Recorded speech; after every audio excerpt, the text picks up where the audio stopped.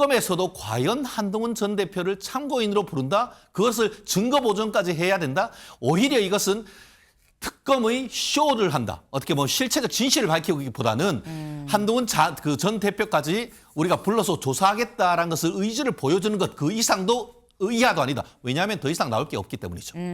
오히려 한동훈 전 대표 스스로 국민의힘 주류하고 같이 묶여서 가고 있다. 한 전 대표 본인이 검사 출신 아닙니까? 아무리 참고인이라고 해도 이렇게 증인신문까지 요청을 했는데 나가지 않는 것을 합리화할 수 있느냐. 그러면 그 사람이 그냥 내가 책에 쓴 거 있다. 혹은 서면으로 내겠다. 이러면 그냥 끝인 거냐. 본인이 검사했어도 그렇게 하겠는가라고 반문을 하고 싶고 그리고 책이나 다큐멘터리에 다 써놨다. 말했다라고 하지만 네. 그걸 듣고 읽고 궁금한 게 생겨서 또 물어볼 수도 있는 거 아니겠습니까? 거기에 대해서 답변을 못할 이유가 무엇인가. 그리고 특검 증인신문 거부 의사 한동훈 강제 구인 가능할까라는 겁니다.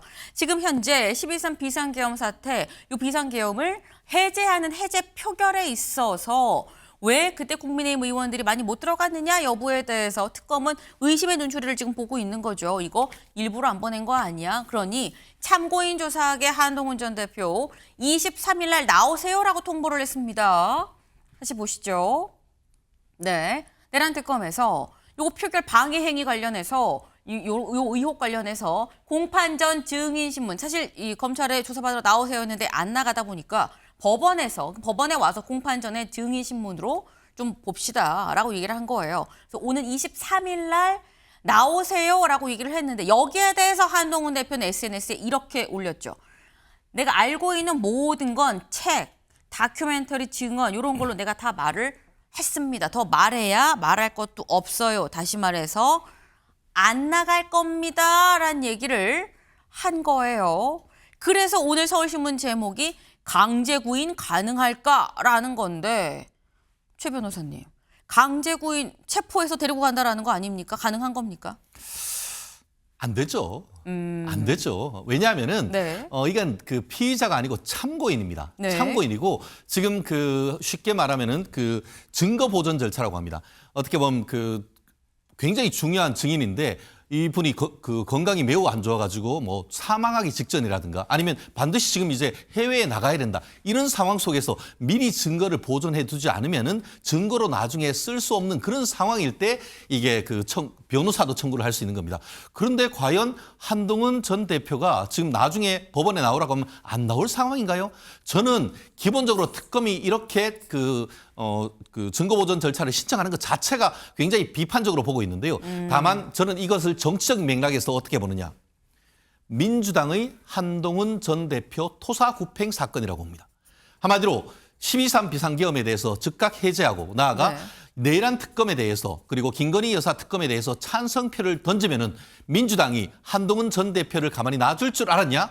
그에 대한 한동훈 대표의 때늦은 후에 저는 그런 시각으로 이 사건을 보고 싶은데요. 사실 오늘 같은 경우에 뭐 한 그 유력 신문 같은 경우에는 특검을 이런 식으로 해서는 안 된다라는 비판의 그 사설이 있는 반면에 거꾸로 또 하나의 유력 신문 같은 경우에는 한동훈 대표가 평소 때 본인이 검찰에 있을 때는 다 불러내놓고 이거에 대해서 안 나간다는 것은 말이 안 된다는 그런 굉장히 상반된 사설이 지금 나오고 있는 상황입니다. 네. 저는 이 상황 속에서 양비론을 얘기하지 않을 수가 없는 겁니다. 한동훈 대표 입장에서는 본인이 그렇게 했다고 하면 적극적으로 나가가지고 내가 뭐 했다는 것을 얘기해야 된다고 생각을 합니다. 그렇기 때문에 뭐 나중에 이제 안 나온다고 해서 구인 사태가 벌어지는 것은 있을 수가 없다라고 생각을 하고요. 그 반면에 특검에서도 과연 한동훈 전 대표를 참고인으로 부른다? 그것을 증거 보존까지 해야 된다? 오히려 이것은 특검의 쇼를 한다. 어떻게 보면 실체적 진실을 밝히기보다는 한동훈 전 대표까지 우리가 불러서 조사하겠다라는 것을 의지를 보여주는 것 그 이상도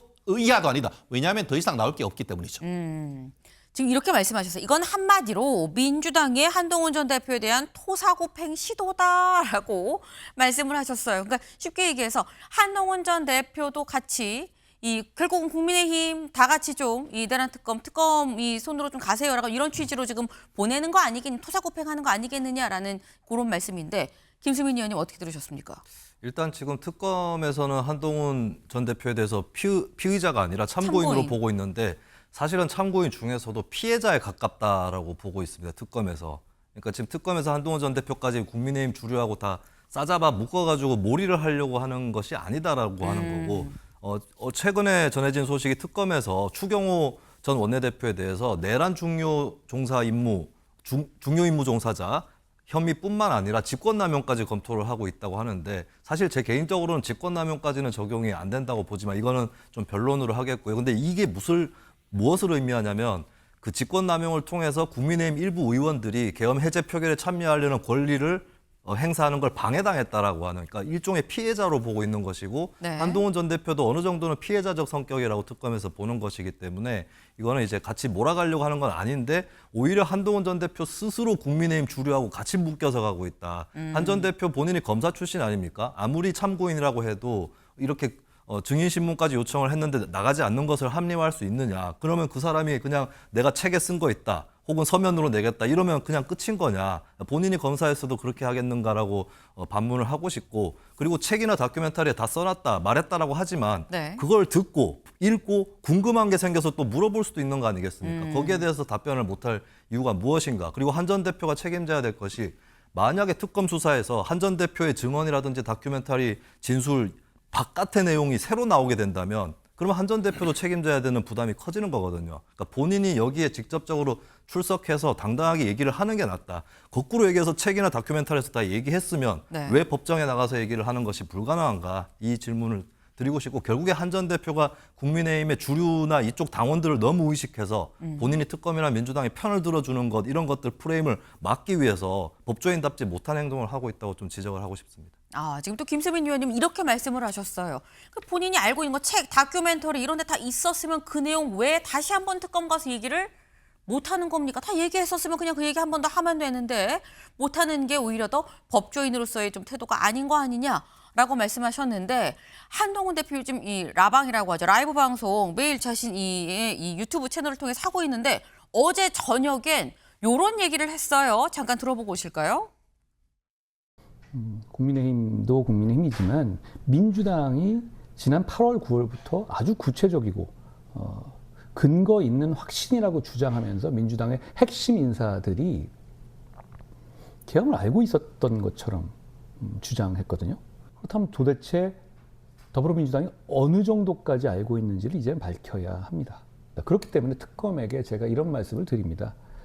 계엄에 대해서 저는 충분히 다 말했고 제 기억에서 모든 것을 말했습니다. 특검은 저에게 더 들을 것은 없을 거예요. 그렇지만 민주당에게 더 들을 것이 많이 남아있다라는 말씀을 드립니다. 네. 지금 한동훈 전 대표가 한 얘기를 살짝 들어보면 이런 거예요. 나는 진짜 계엄할 줄 몰랐다. 그런데 당시에 김민석 의원 등 해서, 그 당시에 의원이었었죠. 이 김민석 의원 등 해서 그때 계엄 준비하고 있다는 얘기가 있어요라는 얘기 하지 않았느냐. 민주당은 계엄할 거 알고 있지 않았느냐. 그렇다고 한다면 특검은 내가 아니라 민주당을 불러서 얘기를 들어봐야 되는 거 아닙니까? 라고 지금 얘기를 합니다. 김수민 의원님. 민주당이 계엄을 알고 있었지 않느냐, 어느 정도 네. 알고 있었지 않느냐, 이런 얘기를 한 전 대표가 하고 있고, 또 당일에 김민석 현재 총리죠. 그때 표결 때 안 나타났다든가, 또 이재명 대표가 숲에 숨어 있다가 좀 늦게 나타났다든가, 이런 것들을 한 전 대표가 지금까지 계속 문제를 삼아왔거든요. 근데 민주당의 당시 행보에 대해서 얘기할 수는 있다고 생각합니다. 근데 한 전 대표가 저는 정치적으로 아직까지 고수가 아니다라고 보는 것이, 그렇게 민주당을 압박하고 싶으면 본인이 오히려 적극적으로 이런 증인신문 청구 절차에 응해가지고 본인의 것을 걸고 얘기를 하고 나도 했기 때문에 너희도 해라. 이렇게 접근하는 게 맞는 거거든요. 근데 지금 한 전 대표의 행동은 저쪽은 안 하는데 왜 날 불러? 이거 굉장히 정치권에서 물론 한 전 대표뿐만 아니라 여러 사람들이 이런 식으로 행동을 하고 있는데 굉장히 하수의 행동인 거거든요. 오히려 본인 걸 걸고 나서는 게 더 맞는 거고, 저렇게 라방에서 그렇게 얘기를 할 거면 그 힘으로, 그 말할 수 있는 힘으로 증인신문에서 얘기를 하는 것이 어떻겠는가. 근데 계속해서 저렇게 뒤에 물러서 가지고 얘기를 하는 거는 결국에 제가 아까도 말씀드렸지만 국민의힘 주류 지지층에 대해서 나는 배신자 아니요 이렇게 영합하려고 하는 행태에 다름 아니다라고 하는 건데, 다시 말씀드리지만 계엄 이후에 지금까지 한 전 대표의 우왕좌왕하거나 어중간한 행보가 문제를 더 키웠어요. 본인이 계엄 해제 표결을 했고 사실 많은 국민들이 이걸 인상적으로 봤습니다만, 굳이 또 이거를 한한 체제라는 이런 식으로 해서 탄핵을 못하게 한다거나 이런 것들이 중간중간 끼어들면서 이도저도 아닌 행보가 됐거든요. 지금도 마찬가지다라고 말씀을 드립니다. 네. 지금 오히려 지금 한동훈 전 대표가 하수인 거다.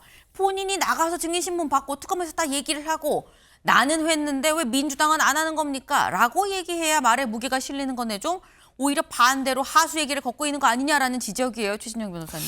그거는 정치적인 수사는 얘기하지만 법적으로는 사실 잘못된 주장입니다. 무슨 말씀이냐. 한동훈 전 대표의 주장은 뭐냐면 나는 피해자이고 네. 나가는 것은 참고인이지만 민주당의 그 일부 의원 같은 경우에는 8월, 9월에 알고도 그것을 안 막았으면은 쉽게 말하면은 부작위에 의한 내란 방조 아니냐. 오히려 그 사람들을 내란 방조의 피의자로 조사하라는 그런 메시지인 거예요. 그런 말을 안 했지만은 제가 듣는 그런 법률가로서의 해석은 네. 알고도 마땅히 그런 방지를 하고 그것을 못하도록 막아야 되는데 가만히 두고 있다가 그걸 일단 12월 3일 날 시행하니까 바로 준비하고 있다가 해제하지 않느냐. 그렇다고 하면은 참고인, 피해자를 나를 불러서 조사할 것이 아니고 그와 같은 부작위에 의한 방조 피의자를 불러라. 그 피의자가 누구냐? 지금 국무총리라든가 아니면 관련되는 민주당 국회의원 아니냐? 그 사람들 불러서 조사하는 것이 내란 특검의 임무다. 이런 얘기인 것이죠. 네. 그렇기 때문에 다만 그렇습니다. 지금 뭐 민주당이 알았다고 하더라도 그것에 대해서 뭘 얼마나 알았겠습니까? 그렇기 때문에 지금 한동훈 전 대표가 결국 내란이라고 그것이 불법 내란이라고 하고 그에 따른 내란 특검, 김건희 특검에 대해서 다 오케이 해준 건 아닙니까? 그렇게 해줬더니만 그 후폭풍이 본인한테 밀어닥치니까 이제 왜 나한테 이래? 이렇게 얘기하는 한동훈의 때늦은 만시지탄이라고 얘기하는 것도 바로 이런 맥락인 것이죠. 이럴 줄 민주당이 몰랐냐는 것이죠. 네.